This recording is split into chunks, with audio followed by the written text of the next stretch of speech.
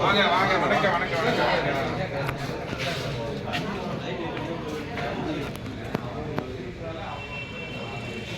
ஆறு பொடி பொடி ஒன்று கொடுங்க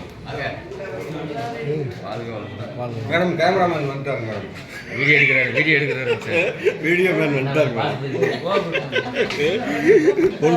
பொதுநல சேவை தலை விருதான் பெருந்துரைக்கு எல்லாம் நாங்களும் ஒரு செட்டுங்கல்ல.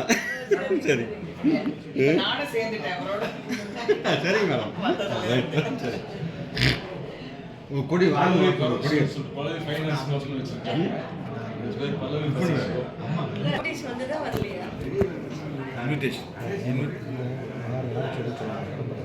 சரி எனக்கு 4 ஸ்கூல் நான் போகணும். நீங்கள் 4 ஸ்கூல் போகிறதுக்கு முன்னாடி இங்கே ரிசீவிங் கொடி ஏற்றிட்டு நீங்கள் போகணும். இல்லை கொடி எடுத்துகிட்டு சரி ஸ்கூல் போகணும். நான் 8:45 டைம் 4:15 வந்துட்டு இது 10 நிமிஷம் லேட்டு.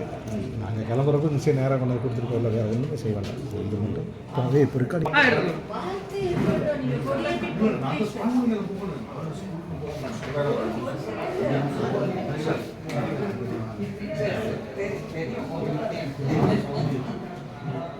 ஒரு 5 நிமிஷம் தான். சரி சரி அதான் சரி பாடு சொல்லணும்னு எல்லாம் முடிச்சு கொண்டாந்து இருந்தேன்.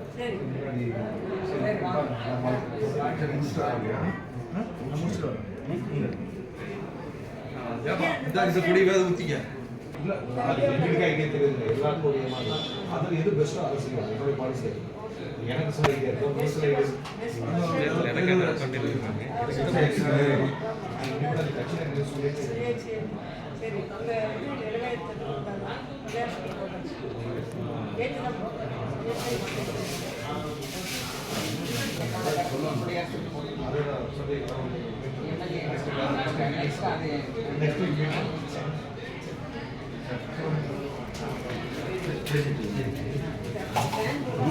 Attention! Attention! Attention! Band ready! VIP salute! Salute!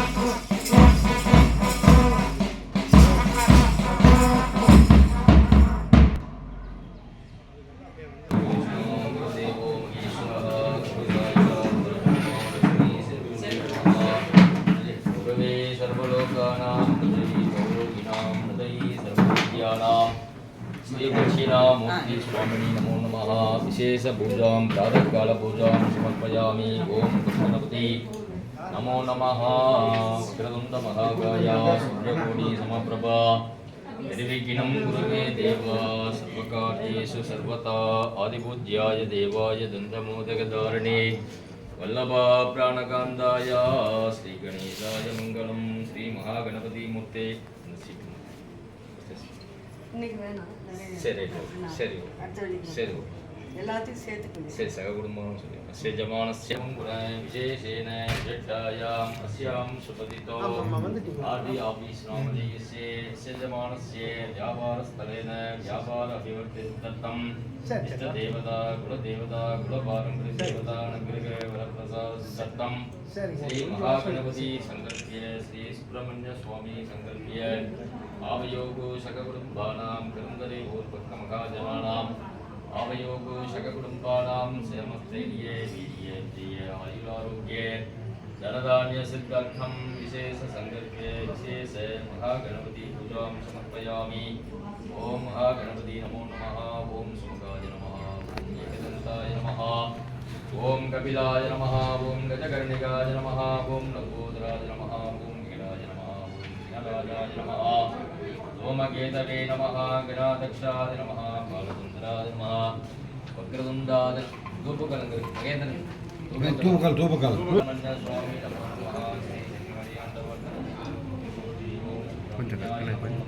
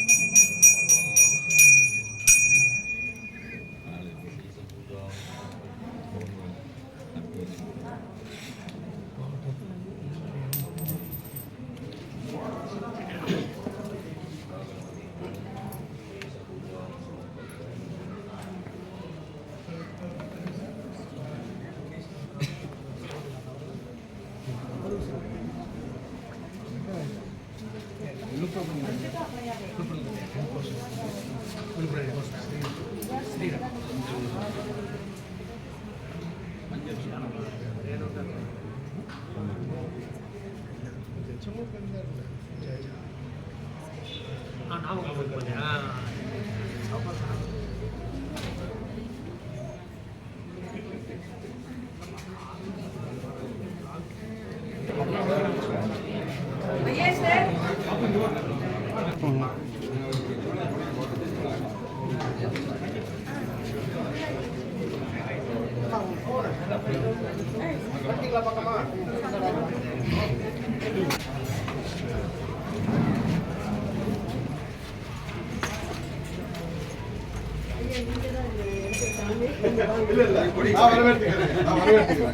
கொடி ஆரம்பம் கொடி கூட ஆரம்பம்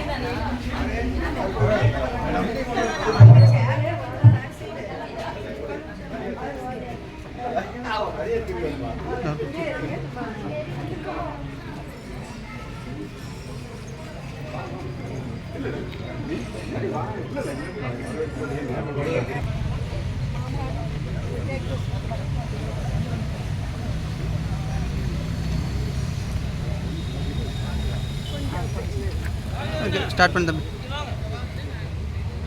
Bandhu, tension, standing, tension, burn, ready.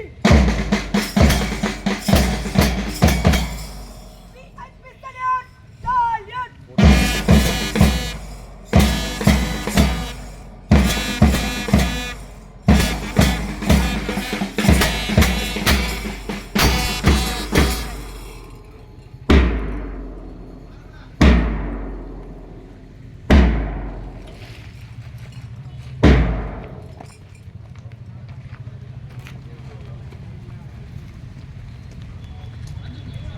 Parade, parade, so much.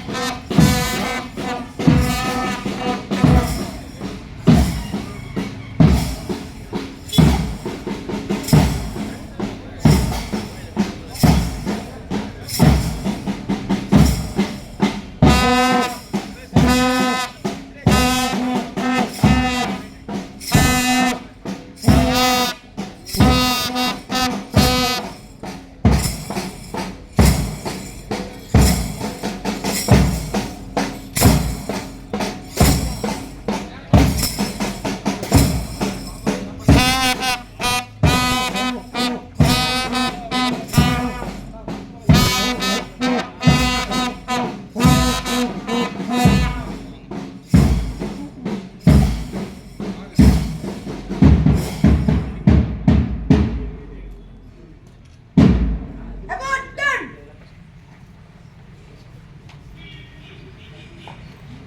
Flag salute.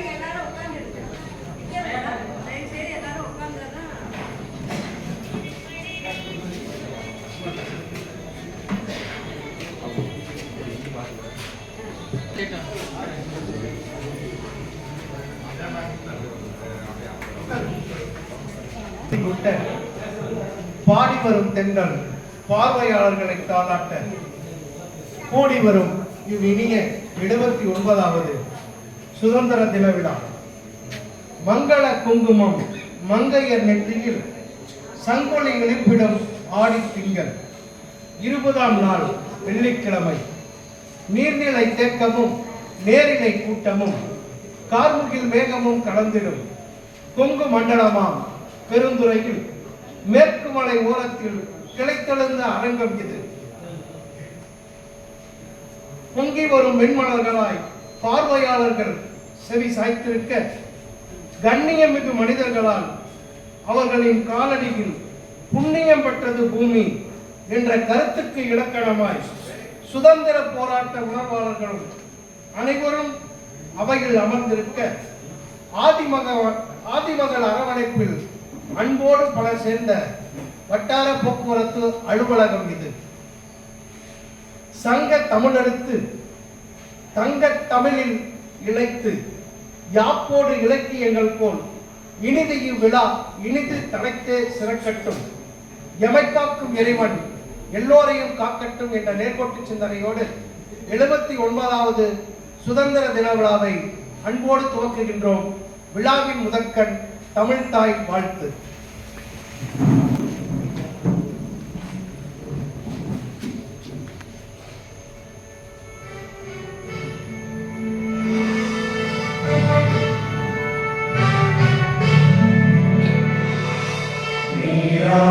கடமுழுத்த நிலமடந்த கெழிலொழுகும் சீராரும் மகனமென திகழ்பரத கண்டறிகள் தெற்கனமும் அதில் சிறந்த நாவிடர்கள் திருநாடும் தக்க சிறு திரை முதலும் தரிகனரும் திலகமுமே திலக வாசனை போல் அனைத்துலகும் இன்பமுற எத்திசையும் புகழ் மணக்க இருந்த பெரும் தமிழடங்கே தமிழடங்கே உன் சீரவை திறந்து செயல்பரந்து வாழ்த்துதுமே வாழ்த்துதுமே வாழ்த்துதுமே.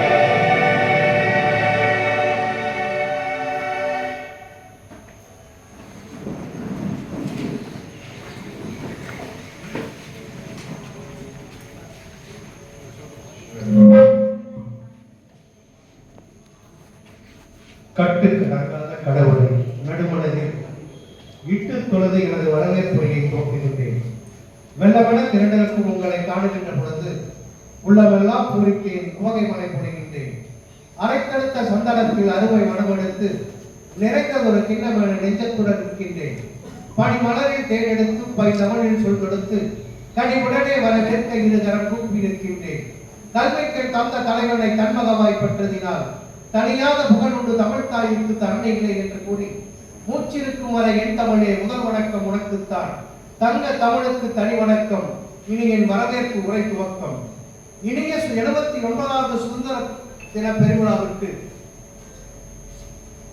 தலைமை பொறுப்பை ஏற்றிருக்கின்ற மரியாதைக்குரிய எங்களுடைய வட்டார போக்குவரத்து அலுவலர் அவர்களை வருக வருக வருக என இருகரம் கூப்பி வரவேற்கின்றனர். இந்த இணைய நிகழ்ச்சியில் முன்னிலை பொறுப்பை ஏற்றிருக்கின்ற திருப்பூர் கொடிகாத்த குமாரன் அவர்களுடைய வழித்தோன்றல் மரியாதைக்குரிய திரு ஏ அண்ணாதுரை அவர்களை வருக வருக வருக வரவேற்கின்றேன்.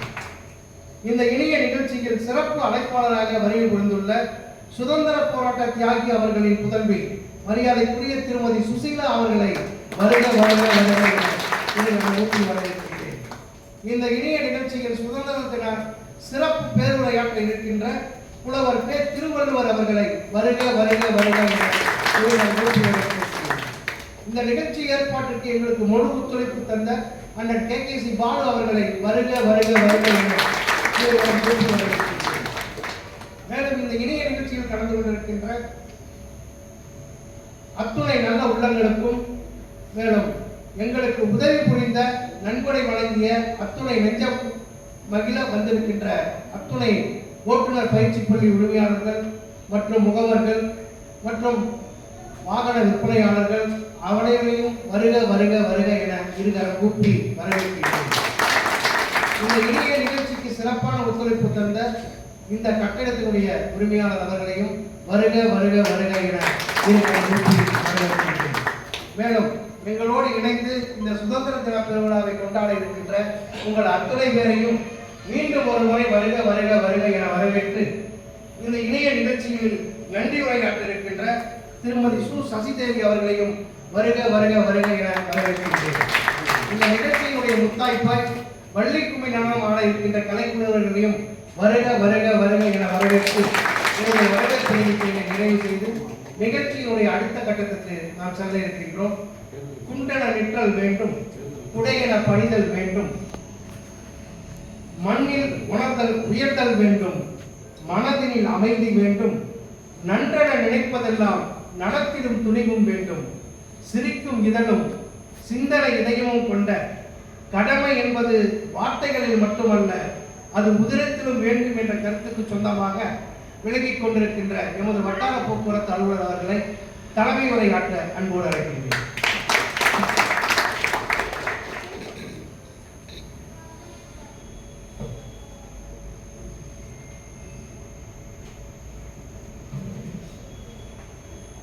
ஐயா முத்துசாமி மாதிரி என்னால் தமிழில் தாண்டவம் ஆட முடியாது.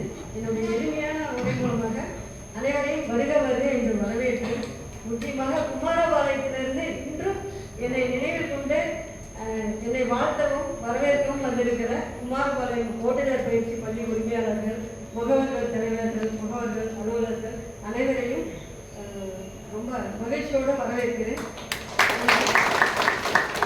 நிகழ்ச்சியின் அடுத்த கட்டமாக நமது கொடிகாத்த குமரன் அவர்களின் வழித்தோன்றல் அவர்களை பொன்னாடை போர்த்தி சிறப்பிக்குமாறு எங்களது டாக்டர் முத்துசாமி அவர்களை அன்புடன் கேட்டுக்கொள்கிறேன்.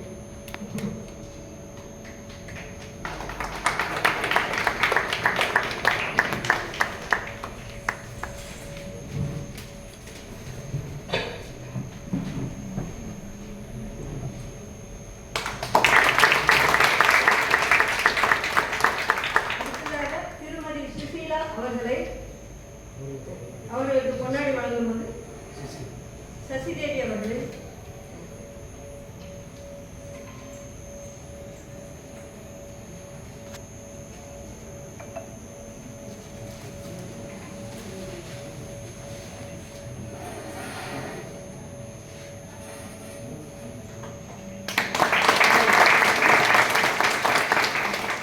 எங்களது தமிழ் பேராசிரியர், தமிழ் புலவர் திருவள்ளுவர் அவர்களுக்கு சூப்பரஞ்சன் பொன்னாடை போச்சு.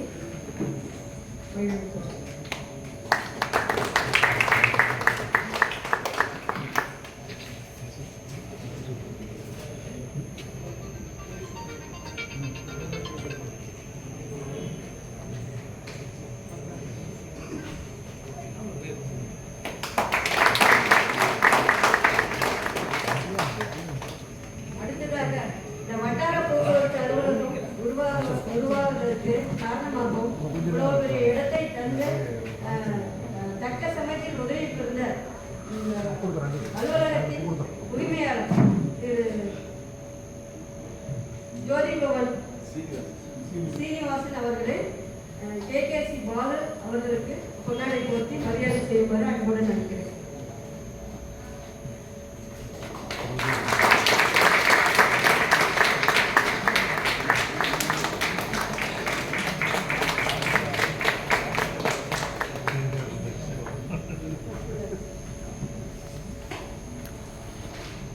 சிறப்பாக வழிநடத்தப்படுகின்ற பெருந்துறை வட்டார போக்குவரத்து அலுவலர் அவர்களுக்கு அலுவலகத்தின் சார்பாக திருமதி சசிதேவி அவர்கள் பொன்னாடை அணிவித்து வருகின்றனர்.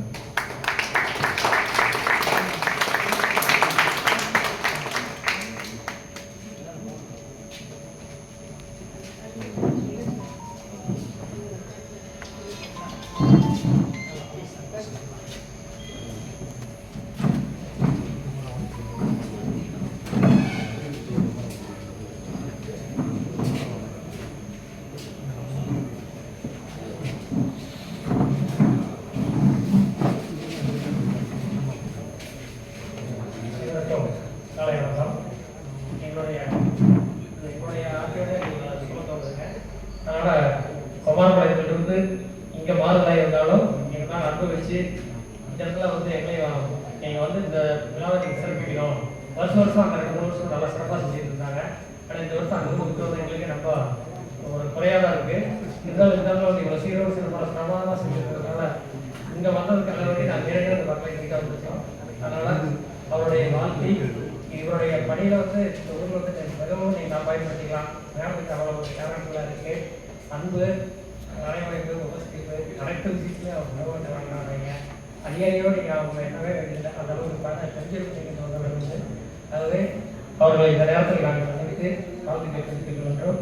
பவானி சார்பாக இந்த சாலை வந்து பயிற்சிகள்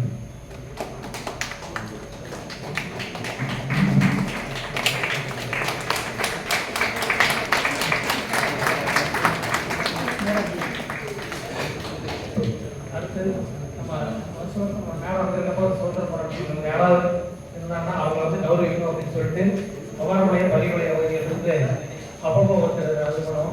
இந்த அந்த வாய்ப்பு வந்து கொடுத்துருக்காங்க. அதனால நம்ம சுதந்திர போராட்டத்தை பரிகாரத்துக்கு போராட்டம் நம்மளுடைய வழித்தொண்டர்களுக்கு எங்களுடைய நண்பர்கள் சார்பாக நம்மளுடைய சிறிய மரியாதை செய்யணும்.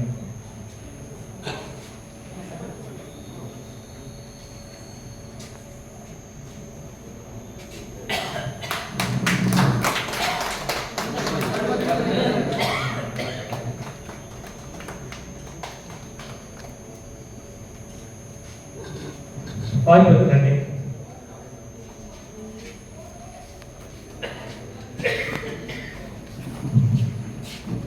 குமாரபாளையத்திலிருந்து வருகிறது விழாவினை சிறப்பித்த குமாரபாளையம் மனோகர் நண்பர்களுக்கு என்னுடைய வட்டார போக்குவரத்து அலுவலகத்தின் சார்பாக நெஞ்சாத நன்றிகளை கூறிக்கொண்டு விழாவினை தொடர்ந்து மார்கழியில் பணி பேசும், வைகரையில் சேவல் பேசும், கோவிலில் சிற்பம் பேசும், சிற்பியோடு ஒளிகள் பேசும், சிந்தனையோடு இதயம் பேசும் எனில் பார்வையாளர்களின் செவிகளோடு இன்றைய தினம் சிறப்பு அழைப்பாளராக வருகை கொடுத்துள்ள மரியாதைக்குரிய தியாகி கொடிகாத்த குமரன் அவர்களுடைய தோன்றல் உயர் திரு அண்ணாதுரை அவர்களை விழா சிறப்புரை காட்ட அன்போடு அழைக்கின்றோம்.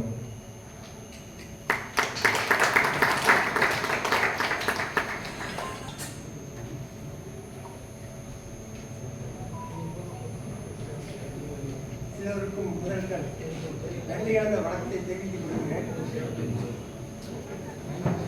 தியாகி கொடிகாத்த திருப்பூர் குமரனும் இந்த அப்பாவும் உடன்பிறந்த சகோதரர்கள்.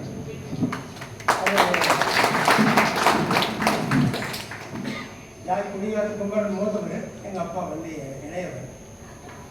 குடும்பத்தில் 4 பேர் இருந்தாங்க. அதில் வந்து எல்லாம் அந்த காலத்திலேயே எல்லாம் சிறு வயசுலேயே அந்த குடும்பத்தில் இருந்து மற்ற உறுப்பினர்கள் தவறிட்டாங்க. எங்கள் அப்பாவும் தியாகி குமரன் தான் சர்வைவ் ஆனாங்க. சென்னிமலையில் நெசமான குடும்பத்தில் பிறந்தவங்க அங்கிருந்து போதிய வருமானம் இல்லை அப்படிங்கிறதுனால திருப்பூருக்கு இந்த ஜின்னிங் ஃபேக்ட்ரிக்காக போயிருந்தாங்க. அதில் தேசபந்து வாலிபர் சங்கம்ட்டு இருக்குது. திருப்பூரில் வந்து ஆஷா டெக்ஸ்டைல்ஸ்னு ஒன்று பெருசு, குஜராத்துக்காரங்க. மகாத்மா காந்தி அவர்கள் திருப்பூர் வரப்பெல்லாம் அங்கே தான் தங்குவாங்க. அங்கே வந்து தேசபந்து வாலிபர் சங்கம் அப்படின்ட்டு ஒரு சங்கம் அவங்க ஒதுக்கி கொடுத்துருந்தாங்க.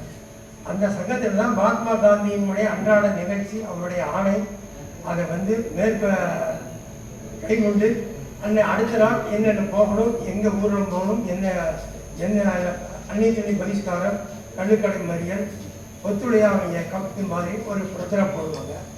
அதை வந்து கன்வீனர் வந்து சுந்தரமையன் அப்படின்னு அப்படி இருந்தார்.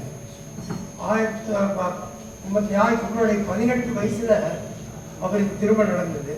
அந்த காலத்தில் திருமணம்ங்கிறது வடப்பெண் வந்து வயசுக்கு வரதுக்கு முன்னாடியே கல்யாணம் பண்ணி கொடுத்துருவாங்க. அப்போ பொண்ணு வந்து அவங்க அப்பா வீட்டுக்கு போயிடும். 2 வருஷம் கழிச்சு வயசுக்கு வந்து 2 வருஷம் கழிச்சு தான் இங்கே வருவாங்க.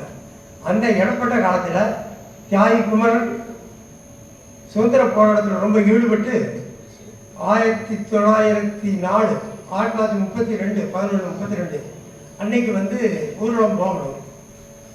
அன்னைக்கு வர வேண்டிய தலைமையாக வேண்டியவர் அவர் வரல, அவங்க வீட்டில் அவர் பிடிச்சி வச்சுட்டாங்க. அதனால தியாகி குமரன் போனார். அவர் சுந்தரையர் வந்து ஏப்பா நீ இவ்வளவு ஒல்லியாக இருக்கிற, ஒரு அடி தாங்க மாட்டேன், போலீஸுடைய ரத்திச்சார் தாங்க மாட்டேன், பரவாயில்லைங்க நான் வீட்டில் சொல்லிட்டு வந்துட்டேன். சுந்தரமை அப்படின்னு சொல்கிறாங்க ஸ்கூலில் வர்றவங்கலாம் போகிறது தான் நிஜம், திரும்பி வர்றது நிஜம் இல்லை. யாருக்காவது ரொம்ப பொறுப்பு இருந்து பயம் இருந்தால் நீங்கள் போய் விளையணும். அவர் தியாகி குமரன் அதை வந்து முன்னெடுத்து சொல்கிறாரு. தாலுகா ஆஃபீஸ் கிட்ட குண்டாந்தடி வச்சு அடிச்சாங்க. அப்பாட்ட சொல்லிட்டு அவர் முதல் போனதுனால அவருடைய அடி வந்து அவருடைய மண்டையில் பட்டு அன்கான்சியஸ் ஆகிட்டாரு. சுந்தர ஐயர், அப்படி மெல்லியாரு, வேதநாயகம் அப்படி நிறையா பேர் அடிபட்டாங்க. அப்போ அடிபட்டா எல்லாத்தையும் போய் ஹாஸ்பிட்டல் போட்டாங்க. அப்போ சுந்தர ஐயர் கேட்டுகிட்டே இருக்கார், குமரன் இருக்காரா இருக்காரு. ஆனால் ஹாஸ்பிட்டல் போகிறப்பவே குமரன் இறந்துட்டார். உடனே அது வெளியில் சொல்லாமல் வெய்யநாட்டங்கரையில் அவரை வந்து அடக்கம் பண்ணிட்டாங்க. இதுதான் தியாகி குமரனுடைய வரலாறு. அந்த தியாகி குமரனுக்கு கொடியாத்த குமரன் பேர் வந்து கடைசி மூச்சு வரைக்கும் கொடியை பிடிச்சதுனால ஒரு கொடியாத்த குமரன் அப்படின்ட்டு பேர் இருக்குது. இப்போ சென்னிமலையில் முன்னாள் பிரசிடென்ட் ஆர் வெங்கட்ராமன் அவருடைய தலைமையில் தான் இப்போ சிலை வச்சிருக்கிறோம். சிவகிரியில் ஒரு சிலை வச்சிருக்கிறோம். அப்புறம் ஸ்டாம்ப்பு, அவருடைய ஸ்டாம்ப்பு நாங்கள் கோயம்புத்தூர் சென்னிமலையில் ரிலீஸ் பண்ணோம். தயாநிதி மாறன் அவருடைய காலத்தில். இப்போ வந்து கோர்ட்டுக்கு ஏற்றாப்புல இருக்க தியாகி சாலை, சம்பத் நகரில் இருக்க சாலைக்கு தியாகி குமரன் சாலைன்னு பேர் வச்சிருக்கிறோம். அக்டோபர் 4 வர பிறந்த நாள் அதுக்குள்ள தியாகி குமரன் பெரியப்பாவுக்கு கோர்ட்டுக்கு அடுத்து ஒரு பெரிய சிலை வைக்கிறோம். அதே மாதிரி சிவகிரியிலேயும் ஒரு விளையாட்டு சிலை.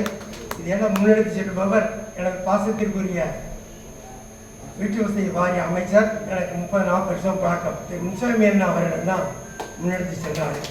அவருக்கு சார்பு இவ்வளவு தூரம் நீங்கள் எங்களை கூட்டியாந்து ஒரு வரவேற்பு கொடுத்து ஒரு முன்னிலைப்படுத்தினதுக்கு தியாகி குமரன் குடும்பத்தார் சார்பில் நான் நன்றி தெரிவிக்கிறேன்.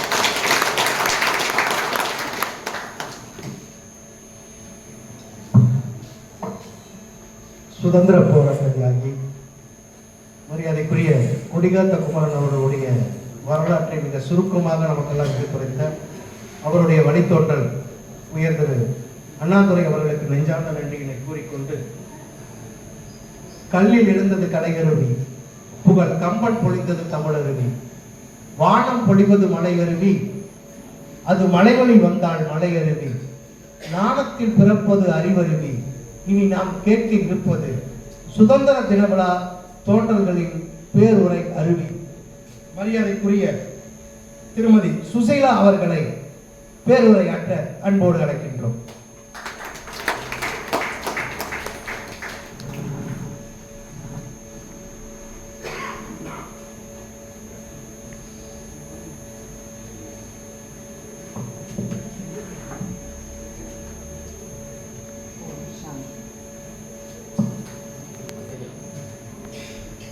அனைவருக்கும் சுதந்திர தின நல்வாழ்த்துக்கள்.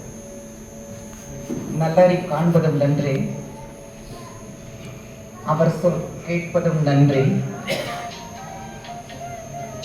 அவரோடு இணங்கி இருப்பதும் நன்றே என்ற முதியோர்களுடைய வாக்குப்படி மேடையில் அமர்ந்திருக்கக்கூடிய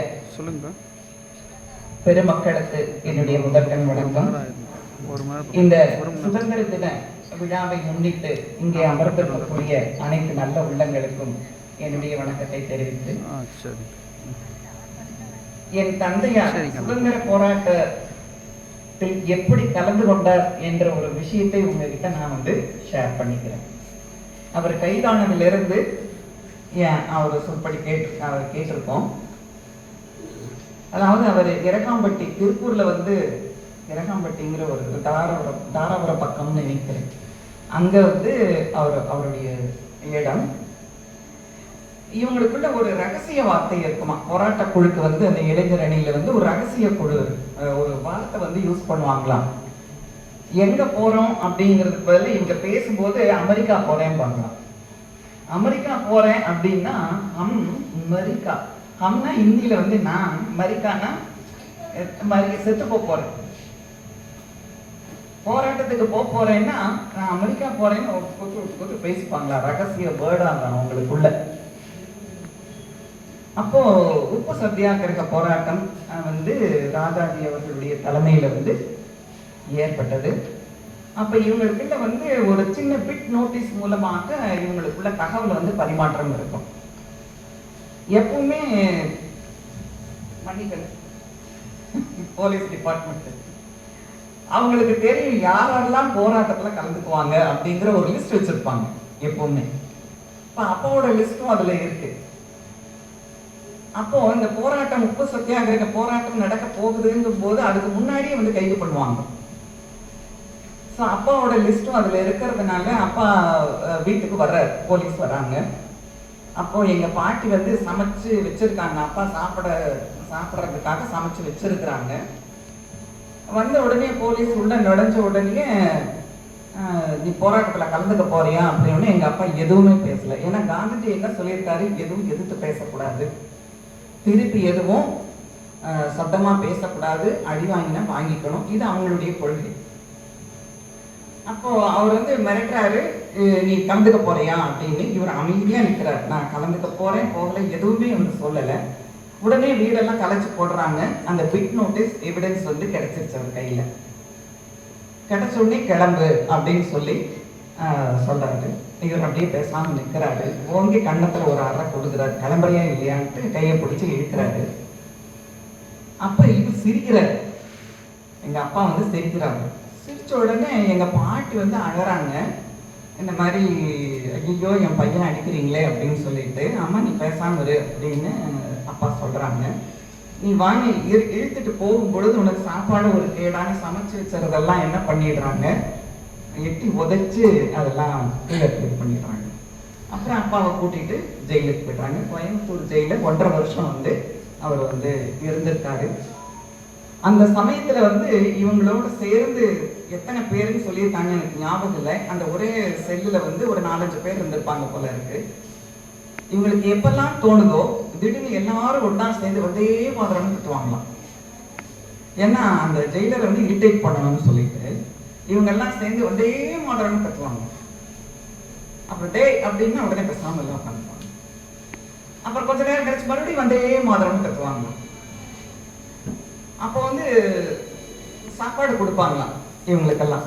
சாப்பாடு கொடுக்கும் பொழுது கஞ்சி, அந்த கஞ்சியில இவ்வளவு ஒரு பெரிய புழு இருக்குமா கருப்பு கண்ணோட.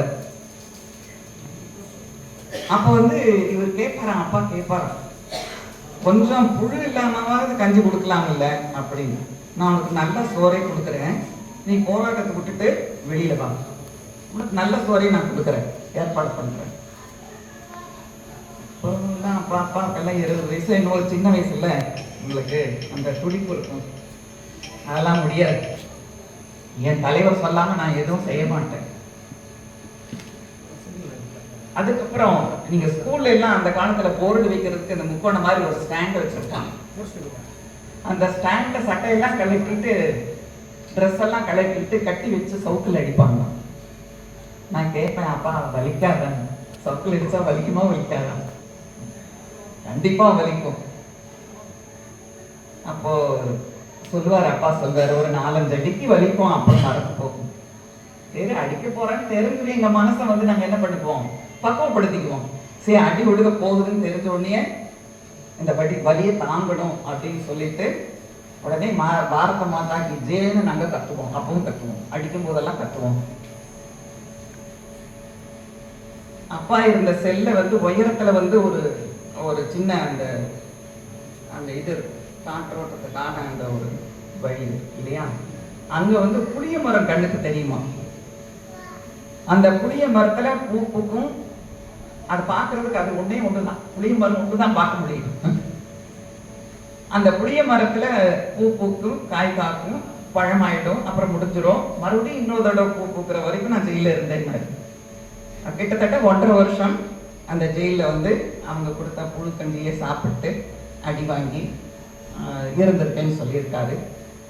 எங்க சர்வோதய சங்கத்துல, தமிழ்நாடு சர்வோதய சங்கத்துல அப்பா வந்து கேஷியரா இருந்தாரு. எங்க மாமனார் வந்து செக்ரட்டரியா இருந்தாரு. ஐயா சொன்ன மாதிரி குமரன் வந்து அந்த ஊர்வலம் வரும் பொழுது எங்க மாமனார் ஆர்கனைஸ் பண்ணாரு. அந்த சுந்தரமையர் அண்ட் இவரெல்லாம் சேர்ந்து அதை ஆர்கனைஸ் பண்ணாங்க. அந்த ஊர்வலத்துக்கு எல்லாம் ஏற்பாடு பண்ணினது குமரன் ஐயா அவர்கள் வந்து நம்ம சர்வோதய சங்கத்துல எங்க மாமனாருக்கும் அவருக்கும் நெருக்கமான ஒரு பழக்கம் இருந்திருக்கு. இந்த சிட்டம் எல்லாம் போடுவாங்க இல்லையா, சிட்டம்னா யாருக்கு தெரியும் தெரியல, சிட்டம்னா தெரியாது. அதாவது எங்களுக்கெல்லாம் வந்து அதான் நான் வரேன், கொஞ்சம் வரேன்.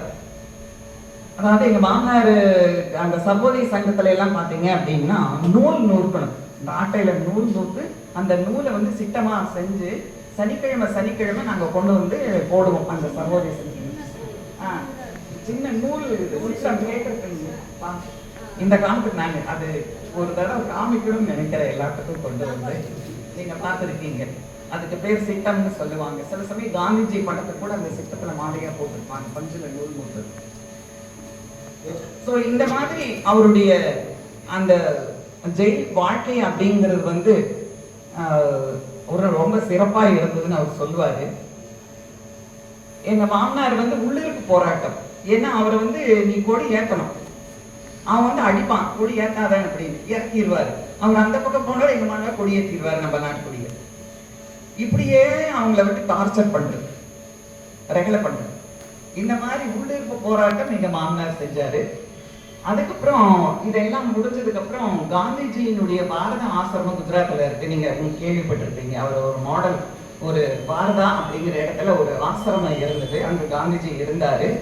அந்த இடத்துல எங்க மாமனார் ஃபேமிலி, எங்க வீட்டுல அவரு எல்லாருமே அங்கதான் தங்கியிருந்தாங்க.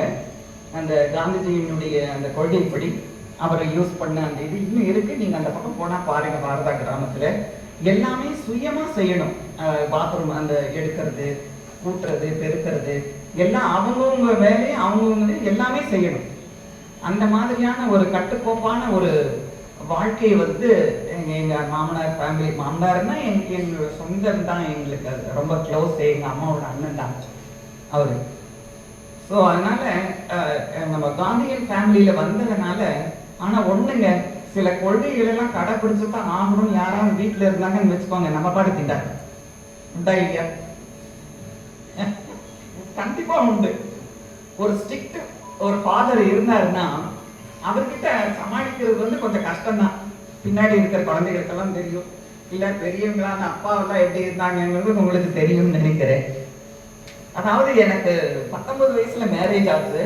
அவருடைய எங்க மாமனார் சொந்த மாமா தான்.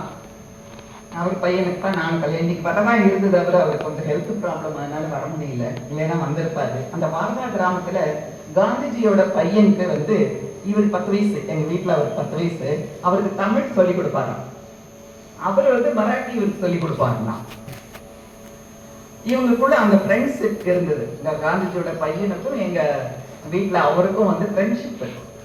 உடனே வந்து சாய்ராம், அப்படி இவர் பேர் சாய்ராம். அவங்களுக்கு வந்து சாய்ராம் சொல்ல தெரியல, ஷாஹின்னா மை. அப்போ வந்து அவர் சொல்லுவாரா காந்திஜியோட பையன், ஷாஹிராம் லிக்னிகோ ஷாஹிதோ அப்படின்பாரு ஹிந்தியில. அதாவது எழுவதற்காக நீ எனக்கு மை கொடு. ஏன்னா ஷாஹி அப்படின்னா ஹிந்தியில மை, எழுதுவதற்கு மை. இவர் வந்து சொல்லி தருவாரா, சாப்பிட்டாச்சா சொல்லுங்க அப்படின்னு எங்க வீட்டுல அவர் சொல்லுவாரா. உடனே காந்திஜியோட சாப்பிட்டாச்சா அப்படின்பாரா பேச. அவருக்கு தமிழ் அப்படி வருது. ஸோ இவர் வேடிக்கையா சொல்லுவார், நான் அவருக்கு தமிழ் சொல்லி கொடுப்பேன், அவர் எனக்கு வந்து மராட்டி சொல்லி தருவாரு. ஸோ இந்த மாதிரி காந்திஜியினுடைய ஃபேமிலியிலேயே வந்ததுனால நாங்கெல்லாம் கொஞ்சம் கஷ்டப்பட்டோம். எங்க அப்பா கிட்ட ரொம்ப ஸ்ட்ரிக்ட் அப்பா. நாங்க வந்து கதராடையை தவிர வேறு எதுவுமே அணிஞ்சதில்லை. என்னோட மேரேஜ் வரைக்கும் கதராடையை தவிர என் பை கூட கதர் பை தான் இருக்கும். சுதந்திரம் அடைஞ்சாச்சு, நாடு சுதந்திரம் அடைஞ்சாச்சு, கொஞ்சம் ரிலீஸ் பண்ணலான்னு நம்மள ரிலீஸ் பண்ணல. அந்த கதர் ஆடையை வந்து சுயம் நானே தான் தயார் பண்ணிக்கணும். எப்படி அப்படின்னா சிட்டம்னு நான் சொன்னேன். அதாவது பொட்டி ராட்டைன்னு ஒண்ணு இருக்கு, நீங்க கேள்விப்பட்டிருக்க மாட்டீங்க. அதுக்கப்புறம் கிசான் ராட்டை, 6 கதிர் ராட்டைன்னு இருக்கு. யாருக்கா அதை பத்தி தெரியுமா? ஒருத்தர் கை தூக்குறாங்க, தெரியும். எஸ், எங்களுக்கெல்லாம் 8 வயசு ஆன உடனே நாங்க கம்பல்சரி ராட்டம் நோக்கணும். விளையாடலாம். சாயங்காலம் ஸ்கூல் இருந்து வந்த உடனே கொஞ்ச நேரம், ஒரு மணி நேரம் விளையாடுறதுக்கு பர்மிஷன். அதுக்கப்புறம் நீ நூல் நோக்கணும். அப்போ வந்து பொட்டி ராட்டை வந்து இத்தனை ஏஜ்ல, கிசான் ராட்டை இத்தனை ஏஜ்ல, எங்க அப்பா 6 கதிர் ராட்டம் வைப்பாரு. நாங்க எல்லாரும் உட்கார்ந்து ராட்டம் நோக்கணும். ஒரு 4 இது மாதிரி ஒரு சட்டம் இருக்கு. அந்த சட்டத்துல வந்து ஒரு தடவை 100 சுத்தினா ஒரு பொண்ணு, அந்த மாதிரி 100 சுத்தினா ஒரு கன்னி, அந்த மாதிரி 10 கன்னி சேர்ந்தது ஒரு சிட்டம். புரியுதுங்களா? அப்போ அந்த அந்த ஸ்டாண்டில் இருந்து அந்த நூலை எடுத்து நூல் எடுத்து முறுக்கி வைக்கணும். இப்பெல்லாம் இந்த சல்வாருக்கெல்லாம் முறுக்கி வைக்கிறாங்கல்ல, அந்த மேல இந்த ஓர் அந்த நீங்க கடையில போனீங்கன்னா முறுக்கி வச்சிருப்பாங்க மேல் போட்டு அந்த சால்வையும். அது போல அந்த நூலை வந்து முறுக்கிறது. அந்த 100 கண்ணி சேர்ந்தது, அதாவது ஒரு கண்ணிக்கு 100 நூல், அதாவது ஒரு கண்ணினா 100 தடவை அந்த 4 சதுரமான சட்டத்துல ஒரு ரவுண்டு வந்திருக்கணும், அது ஒரு நூல். அந்த மாதிரி 100 நூல் வந்து ஒரு கண்ணி, அந்த மாதிரி 10 கண்ணி சேர்ந்தது ஒரு சிட்டம். அந்த சிட்டத்தை வந்து நேரமாயிடுச்சா பேசலாமா? அந்த 100 அந்த ஒரு சிட்டம் வந்து 25 பைசா. அதை வந்து வாரம் அந்த சர்வோதய சங்கத்துல போய் நாம கொடுப்போம். இப்ப வாரம் நம்ம கொடுக்கும் பொழுது அந்த 25 பைசாவிலையும் உனக்கு எத்தனை பைசா வேணும்னு கேட்பாங்க. எனக்கு ஏதாவது செலவுக்கு பணம் வேணும்னா 10 பைசா 15 பைசா கேட்டுக்கலாம். எனக்கு வேணுங்கிற நான் 10 பைசா எனக்கு வேணும்னா 15 பைசாவை அந்த பாஸ்புக்ல வந்து பிடிச்சிருவாங்க. புரியுதுங்களா? அந்த பாஸ்புக்ல 15 ரூபா பிடிச்சிருவாங்க. இல்ல எனக்கு வேண்டாம் 25 பைசா வேண்டாம் அப்படின்னா 25 பைசாவையும் பரவு வச்சிடுவாங்க. இப்படி ஒரு வருஷத்துக்கு எங்க வீட்டுல 4-5 பேர், மொத்தம் 9 பேர் எங்க வீட்டுல, 4 பொண்ணு 2 பையன், எங்க பாட்டி இருந்தாங்க, அப்பா அம்மா. எல்லாரும் கம்பல்சரி நூத்தே ஆகணும். ஏன்னா வருஷத்துக்கு அந்த பாஸ்புக்ல எவ்வளவு பணம் சேர்ந்திருக்கோ அவ்வளவுதான் துணி. அந்த துணி வந்து ஒரே வெள்ளை துணியா தான் கிடைக்கும். அதுல வந்து பிரிண்ட் போட்டா ஜாஸ்தி நமக்கு வந்து கட்டுப்படி ஆகாதுன்னு சொல்லிட்டு ஒண்ணு பச்சை இல்லைன்னா ஒரே நீலம், இந்த 2 கலரை தவிர வேற எதுவும் கிடையாது எங்களுக்கு. வருஷத்துக்கு 2 செட்டு ட்ரெஸ் தான். அப்பெல்லாம் உங்களுக்கு தெரியுமோ தெரியாதோ சீட்டி பாவாடைன்னு ஒண்ணு வரும். அந்த காலத்துல இருக்கிறவங்களுக்கு தெரியும். அதாவது அந்த பாவடையில கீழே இருந்து கொத்து கொத்தா பூ வந்து அப்படியே ஒரு பொக்கை மாதிரி இருக்கும். அந்த பாவடையை பார்க்கும்போது எனக்கு ஆசையா இருக்கும் இந்த சீட்டி பாவாடை போடணும்னு. ஆனா நம்ம தலைவர் யாரு? அவர்கிட்ட வாய் திறந்து கேட்க முடியாது. அப்பா இந்த சீட்டி பாவாடை நல்லா இருக்குன்னா மூச்சு. காந்திஜி என்ன சொன்னாரோ அதுதான். அவர் செத்து கூட போயிட்டாரு, சுதந்திரமும் கிடைச்சாச்சு. நான் ஒண்ணே ஒண்ணு ஒரு பாவாடை அப்படின்னா விட மாட்டேன். கொள்கைதான். நீ கல்யாணம் ஆகிட்டு போ, என்னவோ பண்ணிக்கோ, என்கிட்ட இருக்கிற வரைக்கும் நீ கதராடையை தவிர வேறு எதுவும் அணியக்கூடாது. கொடுமையா இருக்கும் எனக்கு. ஆனா இப்ப நினைச்சு பார்த்தா சந்தோஷமா இருக்கு. ஏன்னா சின்ன வயசு இல்லையா, அப்பெல்லாம் ஆசைப்படும் மனசு, எல்லாத்தையும் பார்த்து கவர்ச்சியா இருக்கும். பார்க்கணும், நாம போட்டுக்கணும், நாம இது பண்ணணும். இல்ல சம்பளம் சர்வோதய சங்கத்துல எவ்வளவு இருக்குன்னு நினைக்கிறீங்க அந்த காலத்துல? எங்க அப்பாவுக்கு 150 ரூபாய் சம்பளம், 9 பேர் வீட்டுல. ரொம்ப கஷ்டம் சாப்பிடுறது. ஏன்னா சர்வோதய சங்கத்துல சேவை நிமித்தமா தான் இருக்கணும், சம்பளத்தை எதிர்பார்க்க கூடாது. Simple life. சோ நான் எவ்வளவு நூக்குறனோ அவ்வளவுதான் எனக்கு ட்ரெஸ். ஆனால் போட்டுட்டு நூப்போம். ஸோ இந்த மாதிரி சிம்பிள் லைஃப்ல வளர்ந்து கடைசி வரைக்கும் அவர் வந்து அந்த காந்திஜியினுடைய கொள்கையிலோடையே வாழ்ந்தார். ஸோ அந்த மாதிரி சிம்பிள் லைஃப் வந்து நம்ம வாழ்ந்து பழகிட்டதுனால இப்பவும் நமக்கு வந்து பணம் இருக்கா இல்லையா அதை பத்தி எல்லாம் கவலை இல்லை. என்னால எந்த கட்டத்திலையும் எந்த சூழ்நிலையும் என்னால வந்து வாழ முடியும் அப்படிங்கிற ஒரு விஷயத்தை எங்க அப்பா மறைமுகமா நமக்கு சொல்லி கொடுத்திருக்கிறார்.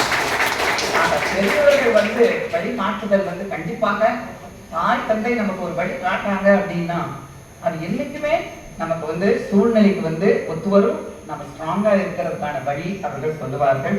இப்படிப்பட்ட இந்த தந்தைக்கு நான் மகளா பிறந்ததை நினைச்சு நான் ரொம்ப கொடுத்து வச்சிருக்கேன். அதனாலதான் உங்க முன்னாடி நான் நிற்க வேண்டியது இல்லையா?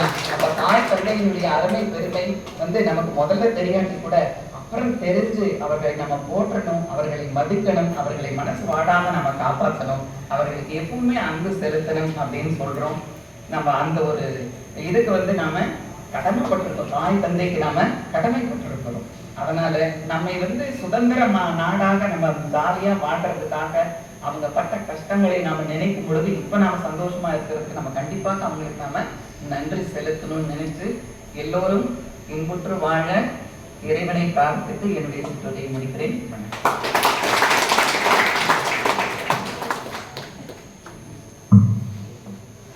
சுதந்திரத்துக்கு முன்பு வாழ்க்கை எப்படி இருந்தது என்பதை தெளிவாக நம் கண்முன்னாலே நிறுத்தி சுதந்திரத்திற்கு பின்பும் அதை கடைபிடித்துக் கொண்டிருக்கின்ற மரியாதைக்குரிய திருமதி சுசீலா அவர்களுக்கு நெஞ்சார்ந்த நன்றியினை கூறிக்கொண்டு விழாவினை தொடர்ந்து தேனோடு பால் தரும் சுவைகளை மறைக்கிற திரைகளை விலக்கி விடுங்கள், சுகம் தேடிடும் வேளையில் சேதிகள் சொல்லிட தென்றலை பழக்கி விடுங்கள், கனவுகளால் ஒரு ரதம் வரும் பாதையில் உங்கள் கால்களை நடக்க விடுங்கள், சுதந்திர தின உரை பேருரை ஆற்ற வருகின்ற பொழுது உங்கள் செவிகளை கொஞ்சம் சாய்ந்து கொடுங்கள்.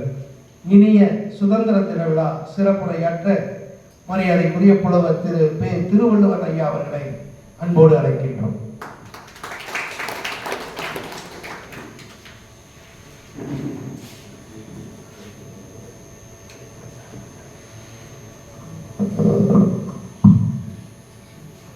அன்னை தமிழே உன்னை பணிந்தேன், தாம் இன்புறுவது உலகின் புறக்கண்டு காம்புருவர் கற்றறிந்தார்.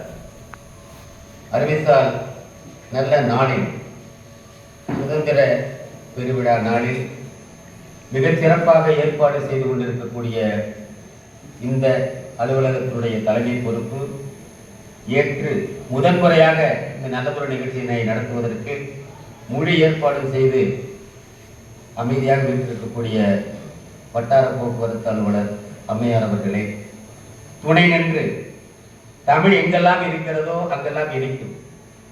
அதுபோல வட்டார போக்குவரத்து அலுவலகத்தில் இப்படி ஒரு செந்தமிழ் ஊற்றா, செந்தமிழ் தென்றலா என்றெல்லாம் உங்களைப் போலவே நானும் இருக்கிறேன்.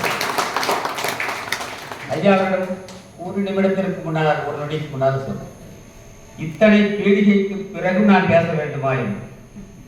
அவ்வளவு அழகு தமிழ், தெள்ளத்தெளிய தமிழுக்கு என்னென்ன அடைமொழிகள் இருக்கிறதோ அத்தனை அடைமொழிகளுக்கும் சொந்தக்காரராக இருந்து ஆற்றுப்படுத்தி வரக்கூடிய முனைவர் முத்துசாமி ஐயா அவர்களே, 2 தியாகிகளுடைய வழித்தோன்றல்களாக வந்திருக்கக்கூடிய பெருமக்களே, கொடைவள்ளல் ஐயா அவர்களே, வட்டார போக்குவரத்து துறையை சார்ந்த அலுவலர்களே, பல்வேறு பொறுப்பில் இருக்கக்கூடியவர்களே, காலம் கருதி அனைவரையும் கன்னித்தமிழால் வணங்கி தொடர்கின்றேன். இது ஒரு மரபு கருதி ஏற்பாடு செய்திருக்கக்கூடிய விழாவாக இருந்தாலும் கூட மனதில் அன்பு நிரம்பிய ஒரு சுதந்திர காற்று வீசக்கூடிய ஒரு நல்ல விழாவாக ஏற்பாடு செய்திருக்கிறார். என்ன காரணம் என்று சிந்தித்து பார்க்கின்ற பொழுதுதான் யாரை கேட்பது என்று எனக்கு தெரியவில்லை.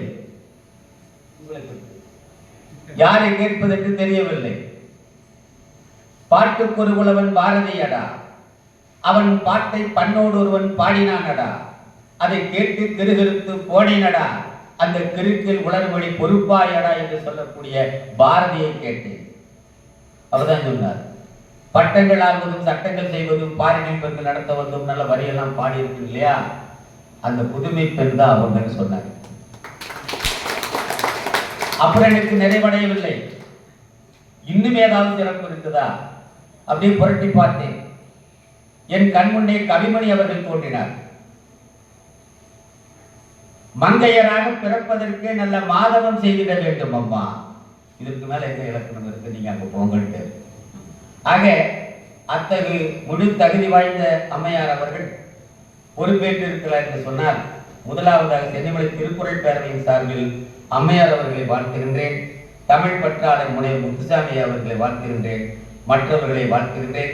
அனைவருக்கும் என் இணைய கண்ணனைய இந்திய விடுதலை திருநாள் வாழ்த்து. இதுல கட்டி தரப்பு வேண்டாம், தோணிச்சுன்னு சொன்னா நல்லா தட்டிடலாம். மகிழ்ச்சி அப்புறம் பேசுவோம். ஏன்னா காலம் கொஞ்சம் அம்மையார் நிறைய நேரம்னா கொண்டு வந்து ஒரு பானை சோற்றுக்கு ஒரு சோறு பதம் என்பது போல விடுதலை போராட்ட காலத்திலே பிறக்கவில்லை. விடுதலை போராட்ட தலைவர்களை எல்லாம் பார்க்கவில்லை. அந்த குறையெல்லாம் போக்குவதற்காக அழகாக ஒரு கொண்டு வந்து நிறுத்தி இருக்கிறாங்க. ஒரு தியாகம்னா என்ன என்றெல்லாம். அதனால அதற்கு மேல சொல்லுகின்ற பொழுது இங்க இந்த நிகழ்ச்சி இங்க நடைபெறுதுன்னு சொன்னா நம்முடைய மாவட்டத்திற்குரிய பெருமைகளை பாரதி சொல்லும் போது எல்லாத்துக்கும் பார்க்க வர பாரத நாடு பழம்பெரும் பூமி, நீரதன் புதல்வர் நினைவகற்றாதீர். ஏன் சொல்றாருன்னு சொன்னா பழம்பெரும் பூமி மட்டுமல்ல, எத்தனையோ பெருமைகளை உடையது பாரதம் மட்டுமல்ல, நம்முடைய மாவட்டமும் கூட. எல்லாரும் அறிந்த செய்தி, ஆனாலும் உணர்த்த வேண்டியதனுடைய கடமை. எப்படி இங்கே அம்மையார் அவர்களை சொல்லுகின்றோம், ஒரு இடத்திலே பணியாற்றி அதற்கு பிறகு பணி விடைபெற்று இங்கு வந்த பிறகு கூட நீங்க அங்க இந்த நிகழ்ச்சி எல்லாம் சிறப்பா நடத்துனீங்க, எங்களுக்கு ஒரு குறை என்று சொல்லி அந்த குறையினை வெளிப்படுத்தி நிறை செய்வதற்காக நல்லாடை அணிவித்திருக்கிறார் அல்லவா. அதுபோல நமது மாவட்ட ஆட்சியராக பொறுப்பேற்று இருக்கக்கூடிய ஐயா அவர்கள், நீங்களாம் அறிந்த விஷயம்தான், கந்தசாமி ஐயா அவர்கள் மிகச்சிறந்த தமிழ் பற்றாளர் என்பது வேறு.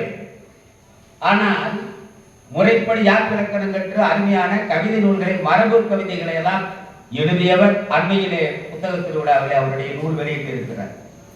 அப்படிப்பட்ட மாவட்டத்தை சார்ந்தவர்கள் நாம். அதனால இங்கு தமிழ் பற்று இருப்பதிலே எந்த விதமான மாற்றமும் இல்லை. தியாகிகளை பற்றி நிறைய சொன்னாங்க, கூட நிறைய போகல, அம்மையாருக்கு கொஞ்ச நேரம் அனுமதின்னு சொல்லிட்டு வருவோம். என்ன விடுதலை? நாட்டு விடுதலை. எதற்காக விடுதலை எல்லாம் நான் அதுக்குள்ளே போகல. ஆனா அந்த விடுதலையினுடைய பலன் என்ன? விடுதலையுடைய பலன் என்ன அப்படின்னு சொன்னா, நாம் சுதந்திர காற்றை சுவாசிப்பது மட்டுமா? இல்லை, நமக்குரிய உரிமை, நமக்குரிய கடமை. இதற்காகவா நாம் சுதந்திரம் பெற்றோம் என்று கேட்கின்ற அளவுக்கு இல்லாமல், பெற்ற சுதந்திரத்தை பேணி காக்க வேண்டும் என்று சொன்னால் அவர்கள் வகுத்து தந்த வழியிலே நம்மளே போகணும். அவர்கள் வகுத்து தந்த வழின்னு சொன்னா, அண்ணல் காந்தியடிகள் வகுத்து தந்த வழி என்ன? நாம் அறிந்த ஒன்றுதான். அந்த அழகான பொக்கை வாய்ப்பிருப்பு எதை காட்டுகிறது? கீழே ஒருவரை வாய்மையே வெல்லும், வாய்மையே வெல்லும் என்று சொல்லக்கூடிய அந்த அருமையான தொடர் எல்லா அலுவலகங்களிலும் அண்ணல் காந்தியடிகளின் கீழே பொறுத்திருப்பார்கள். எதற்கு காரணம்? இந்த உலகை வெல்லுகின்ற சக்தி வேற எதற்காக உண்டா என்று சொன்னால் எத்தனையோ இருக்கலாம், ஆனால் வாய்மைக்கு மீறிய ஒன்று இல்லை. அதனாலதான் அப்பேற்பட்ட அந்த வாய்மை வழியில் நிற்பது இந்த இந்திய விடுதலை திருநாளிலே நாம் எல்லாம் ஏற்றுக்கொள்ளக்கூடிய மிகப்பெரிய சபதமாக இருக்க வேண்டும். அதே நேரத்தில் அண்ணல் காந்தியடிகள் போற்றப்படுகிறார். நீங்கெல்லாம் மகளிர்கள் நிறைய இருக்கிறார், கொஞ்சம் அவர்களை பற்றி சொல்லுங்க. அண்ணல் காந்தியடிகள் தனக்குரிய இந்த தேசப்பற்று நம்மளாம் நினைக்கிறோம். ஒருவருக்கு ஒரு உணர்வு ஏற்பட வேண்டும் என்றால், முனைவர் ஐயா அவர்களுக்கு இந்த தமிழ் பற்று ஏற்பட்டு இருக்கிற வேண்டும் என்று சொன்னால் கண்டிப்பாக மரபு வழியாக, பெற்றோர்கள் வழியாக, அல்லது கற்பித்த ஆசான் வழியாக சுற்றம் காரணமாக இருக்கலாம்.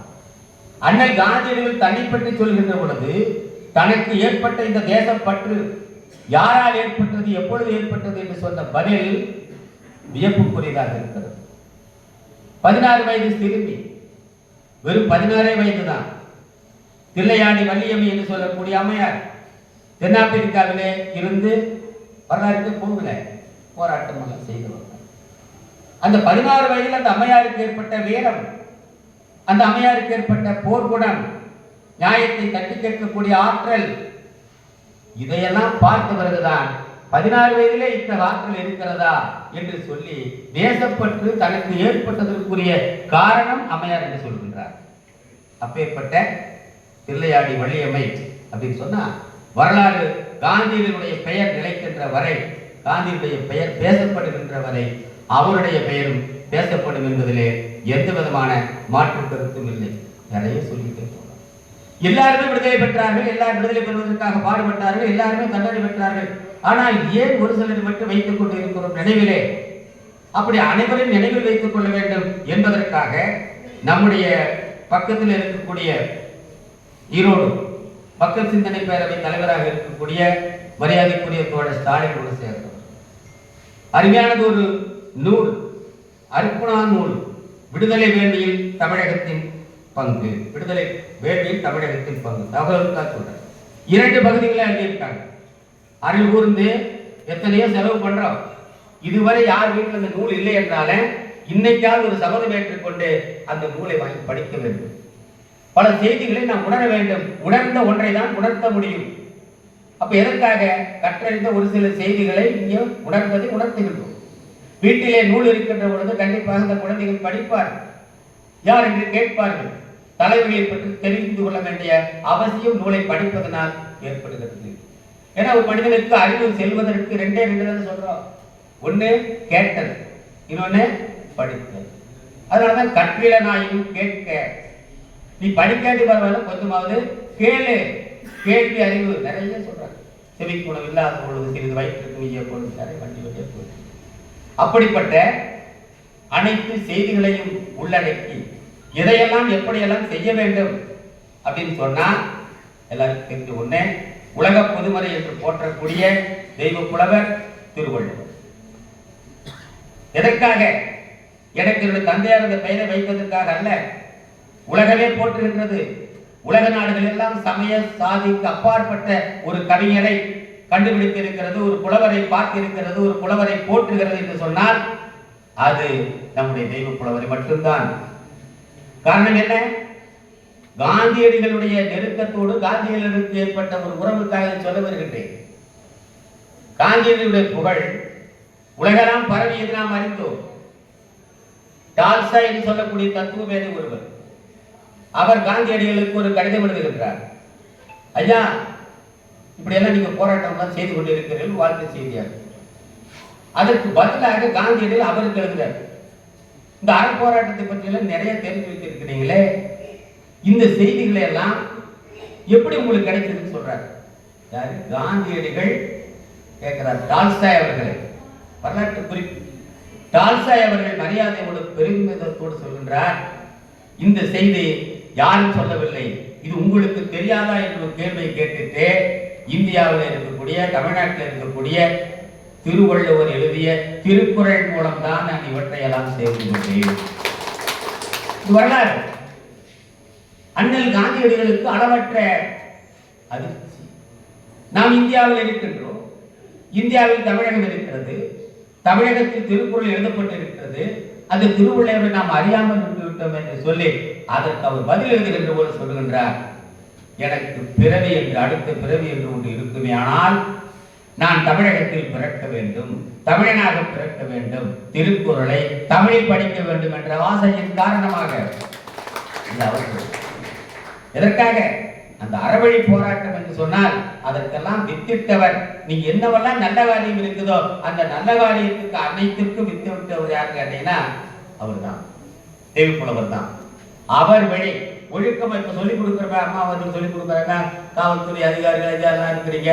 போக்குவரத்து துறை என்பது ஒரு ஒழுங்கு கட்டுப்பாடு. குரு ஒரு மாணவர் ஒருத்தர் இருக்காரு, பேர் சொல்ல விரும்பல, அவரு போக்குவரத்து துறையில பயிற்சி எல்லாம் கொடுக்கக்கூடியவர் தான், என்னுடைய மாணவர் தான். அதனால பெருமையோடு அவர் சொல்றேன். அவர் கொடுக்கக்கூடிய இயல்பு என்னன்னு கேட்டீங்கன்னா, போக்குவரத்து இந்த விதிகள்லாம் சொல்லி போட்டு இந்த பயிற்சி பள்ளி நடத்திட்டு இருக்காரு. கூட சொல்லி கொடுக்குறாரு இல்லையா, தவறு வந்துச்சுன்னா டொமைல் போட்டுருவார். ஆமாங்க, அடி விழுவுது. எதற்காகனா, ஐயா சொல்லி கொடுக்கிறவங்க தவறு ஏற்பட்டுச்சுன்னா என்னால் அதை பார்த்து கொண்டு இருக்க முடியாது என்று சொல்லுகிறார். அப்படி தவறு வருகின்ற பொழுதெல்லாம் தண்டிப்பதற்கு என்னன்னு கேட்டா, எல்லா துறையிலும் ஒழுக்க வேண்டும் என்று சொல்லுவோம். அந்த ஒழுக்கத்தை கற்றுக் கொடுக்கக்கூடியதென்ன? ஒழுக்கம் விழுப்பும் தரலான் ஒழுக்கம் உயிரிடும் ஓம்பப்படும். அது எங்க கற்பிக்கிறோம்? கல்வித்துறையில வேணும். ஆக இதை பொறுத்தளவு ஒரு கல்வித்துறையின் மூலமாக கற்றறிந்தவர்கள் ஒன்று சேர்ந்து அவர்கள் தங்களையும் தங்களுடைய வாகனத்தையும் பாதுகாக்க வேண்டும் என்ற ஒரு கருத்தோடு இந்த பயிற்சி மொழியில சொல்லுகின்ற காரணத்தினாலதான் விபத்துகள் மிக குறைந்துள்ளது. அப்ப தண்டனைகள் மிகுந்து இருக்கிறது, பயிற்சிகள் அதிகமாயிட்டு இருக்குது. ஆனால் கூட நிறைய போக்குவரத்து துறை என்பதனால ஒரு செய்தியை பதிவு செய்ய விரும்புகின்றேன். தயவு செய்து தயவு செய்து தயவு செய்து என்று 1000 பல்லாயிரம் போட்டு பெற்றோர்களுக்கு இந்த செய்திகளை வலியுறுத்தி சொல்லுங்கள். இப்ப அண்மையில உத்தரவு போட்டிருக்காங்க, தவறு செய்தால் 16 வயதுக்கு கீழே இருக்கக்கூடிய வண்டி ஓட்டினா அப்பாவுக்கு தண்டனை. இது எப்ப காலக்கடந்து வந்திருக்கிறது? நான் இப்பவாது வந்துச்சு. ஆக நம்முடைய வாரிசுகளை, நம்முடைய குழந்தைகளை கெடுப்பது யாரு? பிறவி எப்பேற்பட்டது? மனித பிறவி என்பது பெருதற்கரிய வேறு. அந்த குழந்தைகளை பக்குவப்படுத்தி நல்வழிப்படுத்த வேண்டும் என்றால் தயவு செய்து செல்லங்கள் வேண்டாம். அவர்களுக்கு செல் கொடுப்பது ஒரு செல்லம். இந்த தேவையான காலத்தில் இல்லாம வண்டி வாங்கி கொடுப்பது ஒரு அவர்களுக்குரிய செல்லமாகும். ஏன்னா பல தவறுகள் ஏற்படுவதற்காக சொல்லுகிறோம். அண்ணல் காந்தியடிகளுக்கு அப்புறம் 2 பேரை மட்டும் எல்லாருக்கும் தெரிஞ்ச விஷயம் தான். பாரதியை பற்றி சொல்லிட்டோம். பாரதி இல்லைன்னு சொன்னா இன்னைக்கு யாருமே இல்லை. மகளிர் இருக்கிறனால மீண்டும் சொல்றேன், ஒவ்வொரு மகளிரும் நீங்க எத்தனை கடவுளை வேணாலும் வணங்குங்க, யாரும் தவறு இல்லை. ஆனால் நீங்க மனதிலே இருத்தி வணங்க வேண்டிய ஒருவர், ஒரு கவிஞர் இருக்கிறார் என்று சொன்னால் அது பாரதி தான். எதனால அத்தனை செய்திகளை வாரி வழங்கி இருக்கிறார். கவிதை பற்றி சொல்லும் போது நிறைய சொல்லிக்கிட்டே போனோம். அப்போ விடுதலை வேள்வியிலே அந்த தன்னை ஆக்கிக் கொண்டவர் மட்டுமல்ல, ஆங்கிலேயர்கள் அச்சப்பட்டார்கள். பாரதியுடைய பாட்டும் வ.உ.சியுடைய பேச்சும் கேட்டால் செத்த பிணமும் துடித்து எழும் என்று சொன்னாங்க. அது வ.உ. சிதம்பரனார், உங்களுக்கு எல்லாம் தெரிந்தவர், கப்பல் ஒட்டிய தமிழர், செக்கெடுத்து சமர். ஒரு குறிப்பு மட்டும், எல்லாரும் நம்ம கையை பார்க்கணும், எல்லாம் நல்ல கையை வச்சிருக்கணும், வலது கை இடத்துக்கு நல்லா வச்சிருக்கணும். ஒரு கற்பனை தானே. ஒரு கடுமையான வேலை செய்யறோம், மண்வெட்டி பிடிக்கிறோம், எதோ பிடிக்கிறோம், இந்த கை என்ன சொல்றோம் தெரியுமா? காப்பு காய்ச்சி சொல்றோம் இல்லைங்களா? மண்வெட்டியெல்லாம் பிடிக்கிறவங்க தெரியும், கை காப்பு காய்ச்சி. ஆக ஒரு வணிகராக இருந்தவர், இயல்பான முறையிலே மெல்லிய உடலை உடையவர். அவர் அடக்குமுறையிலே கொண்டு போய் சிறையில் அடைச்சாச்சு. செக்கிழுக்க வைக்கிறாங்க, கல்லுடைக்க வைக்கிறாங்க, வரலாறு. அப்படி பார்க்கின்ற பொழுது அந்த கைகள் எப்படி இருக்கும் உங்களுக்கு தெரியும். 2 கரங்களும் ரணமாகி போய் அவ்வளவும் தெரியாது. இவர் சிறையில் அடைக்கப்பட்டதும் வீட்டுக்கு காலம் கடந்தான் போயிருக்குது. அம்மையார் அவர்கள், திருமதி அவர்கள் அங்கிருந்து புறப்பட்டு வராங்க. அவங்க பகுதியில் தூத்துக்குள்ள புறப்பட்டு வந்தாச்சு. கோவை கண்டுபிடிச்சு வராங்க, போறாங்க, பாக்குறாங்க. சிறை ஐயா போல அதிகாரி இருக்கிறாங்க, போறாங்க, மறுக்கிறாங்க, இல்லை யாருன்னு சொல்லி அடையாளப்படுத்தி கொண்ட பிறகு பாக்குறாங்க. அந்த புற ஜன்னலுக்கு அந்த பக்கம் ஐயா வந்து நிற்கிறாரு. காட்சி கொஞ்சம் பாருங்க, கண் கலங்க வைங்க. நம்ம போறாங்க, உடனே பாக்குறாங்க, என்னையா இப்படி ஆயிட்டீங்க, உங்களை பார்க்கணும்னு இப்பொழுது நினைச்சேன். ஆமா ஐயா, உங்க கையை நான் தொட்டு பார்த்துக்கலாமா? ஒரு மனைவி ஆசைப்படுவது கணவனுடைய கையை நீண்ட நாள் காரணமாக தொட்டு பார்த்துக்கிறேன்னு விரும்புறாங்க. வ.உ.சி மறுத்தார். வேண்டாமா, வேண்டாம். அந்த அம்மா கலங்குறாங்க. இவரு வருத்தப்படுறாரு. கட்டாயப்படுத்தி பார்க்கின்ற போது அந்த கையை நீட்டாங்க. அந்த கையை அந்த அம்மா தொடுகின்ற போதுதான் 2 கரங்களும் 2 உள்ளங்கையும் ரணமாகி அப்படி ரத்தமாக நினைச்சு பாருங்க. ஐயா, இதற்காகவா என்னை கரங்களை என்னிடம் காட்டவில்லை, உங்களை கரபிடித்த நான் விட்டு நான் இப்படி பார்க்கவே இல்லை அல்லவா என்று கண்ணீர் வழங்க அந்த காட்சி இருக்காங்கன்னா, அப்படியெல்லாம் பெற்று தந்தவர்கள், பேடி காத்தவர்கள், நமக்கு கொடுத்த இந்த விடுதலை திருநாள், அதை நாம் பாதுகாக்க வேண்டும் அப்படின்னு சொன்னா, தொடக்கத்திலே சொன்ன மாதிரி நிறைவாக ஒரே ஒரு நிகழ்ச்சி மட்டும் நம்ம இங்க மட்டும் பேசியிருக்கிறோம். அதே போல வடநாட்டிலே இருந்த ஒரு மிகப்பெரிய தியாகி, எல்லாரும் தெரிஞ்சதுதான். என்ன சொல்லுவோம், தூக்கில போட்டேன்னு சொல்றோம். யார தப்பு பண்ணி தியாகி பண்ணி போய் தூக்கில போடுங்கிறாங்க. அப்படி தூக்கிலே ஏற்றப்பட்டவர்கள் 3 பேர். மாவீரன் பகத்சிங், ராஜகுரு சுகதேவ் 3 பேர். அந்த பகத்சிங் தூக்கில் போடுவதற்கு அறிவித்த பிறகு நீதிமன்றத்தில் நல்ல பதிவு. பகத்சிங் சொல்றாரு, ஐயா என்னை தூக்கில போடாதீங்க, எனக்கு தண்டனை கொடுங்க, ஆனால் தூக்கில் போடாதீங்க, என்னை சுட்டுக் கொள்ளுங்கள், நான் தரையிலே நிற்கிறேன், சுட்டுக் கொள்ளுங்கள். கேட்கிறாங்க, என்னையா 2 பேரும் வித்தியாசம், உயிர் போக இல்லை. தூக்கில் போடுகின்ற பொழுது அந்த பலகை இருக்கு, உயிர் பிரிகின்ற பொழுது அந்த பலகை கீழே வந்து கழுத்திலே சுருக்கு மாற்றுகின்ற பொழுது, நான் இறக்கின்ற பொழுது என்னுடைய உடல் தரையை தொடாது. ஆனால் நீங்க நிற்கும் போது சுட்டு தள்ளினீங்கன்னா தரையில் சாய்வேன். உயிர் பிரிகின்ற வரை என் பாதங்கள் இந்திய தாயை, பூமி தாயை, பாரத மாதாவை தொட்டுக் கொண்டு இருக்கும், அதனால செய்யுங்கன்னு சொன்னார். இதெல்லாம் போகல. ஆக இதையெல்லாம் கொஞ்சம் செம்மையாக பார்க்க வேண்டும். தைப்பொங்கல் எல்லாம் கொண்டாடுவது இருக்குன்னு சொன்னா, கால்நடைகளுக்கெல்லாம் ஒரு மரியாதைக்காக, நன்றி உணர்வுக்காக கொண்டாடுறோம். இல்லைங்களா? நம்ம பொங்கல் சாப்பிட்றதுக்காக அல்ல, மக்களுக்கு படைத்த அந்த மாக்களை பாராட்ட வேண்டும் என்பதற்காக, நன்றி உணர்வு செலுத்த வேண்டும் என்பதற்காக. அதே போல இது போன்ற விழாக்கள் அவர்களை நினைவுபடுத்துவதற்கு காரணம் நன்றி உணர்வு. அப்படிப்பட்டவர்கள் எல்லாம் நாம் நினைக்க வேண்டும், போற்ற வேண்டும் என்பதை பதிவு செய்து, மீண்டும் இந்த நல்ல நாளிலே காலம் கருதி மிக குறைவான நேரத்தில் முடிக்க வேண்டிய காரணத்தினாலே ஒரு சில செய்திகளை மட்டும் தொட்டு காட்டி இந்த வாய்ப்பினை நல்கிய இந்த வட்டார போக்குவரத்து அலுவலகத்திற்கும் துணை நின்று எனக்கு ஒரு அன்பு கட்டளையாக போட்டு அம்மா சொல்லிட்டாங்க நீங்க வந்தே ஆகணும் அப்படின்னு சொல்லிட்டு முன்னாடி விட்டு உட்கார்ந்துருக்கிற என்னுடைய மாணவர் அந்த வெளியே போயிருக்கார் ரமேஷ். அச்சா எல்லாரும் அழைச்சிட்டு வாங்கன்னு சொல்லுவாங்க, இழுத்துட்டு வாங்கன்னு சொல்லுவாங்க இல்லையா? மனோகரா படத்துல கேட்கிற மாதிரி உன்னை இழுத்து வந்தாயா அழைத்து வந்தாயான்னு கேட்பாங்க. அது மாதிரி என்னைய இழுத்து வந்தவர் அங்கிருந்து ஜேசி ரமேஷ் துணை நின்ற முதல்ல சொன்னேன் இல்லையா, அடித்தே சொல்லிக் கொடுப்பாருன்னு சொல்லி என்கிட்ட அடியே வாங்கி இன்னைக்கு மிக சிறப்பான இருக்கக்கூடிய விக்னேஷ் சிவசாமி அவர்களுக்கும் நன்றியினை சொல்லி விடைபெறுகின்றேன். நன்றி, வணக்கம்.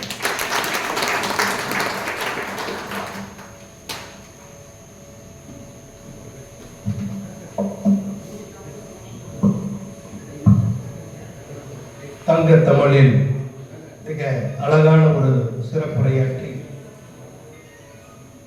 சுதந்திர காற்றை நாம் சுவாசிக்க வேண்டும் என்பதற்காக தங்கள் சுவாசத்தை நிறுத்திக் கொண்ட சுதந்திர போட்ட தியாகிகளின் வரலாற்றை சேந்தமலில் மிக தெளிவாக எடுத்துரைத்த அன்புக்குரிய புலவர் திரு திருவள்ளுவன் ஐயா அவர்களுக்கு எங்களுடைய நெஞ்சார்ந்த நன்றிகளை கூறிக்கொண்டு விழாவினை தொடர்ந்து ஸ்வரங்கள் எழுவது வீணையின் விழிப்பு, மரங்கள் விழிப்பது வேர்களின் விழிப்பு,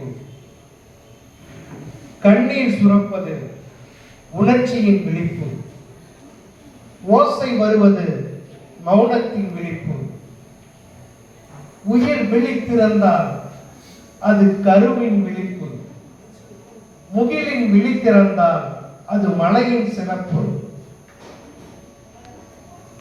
எங்கள் வள்ளிக்கும்மி நடனம் இருந்தால் தானே இந்த சுதந்திர தின விழாவினுடைய மிகச்சிறப்பு என்பதற்கிணங்க தற்பொழுது வள்ளிக்கும்மி நடனத்தை குழுவியாளர்கள்,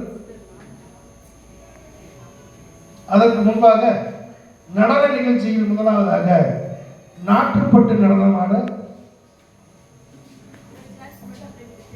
மரியாதைக்குரிய செல்வி சிவயாழினி அவர்களை அன்போடு அழைக்கின்றோம்.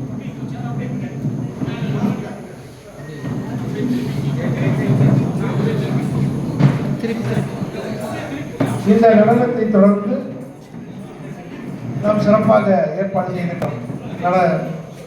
நடக்க இருக்கின்றது. பார்வையாளர்கள்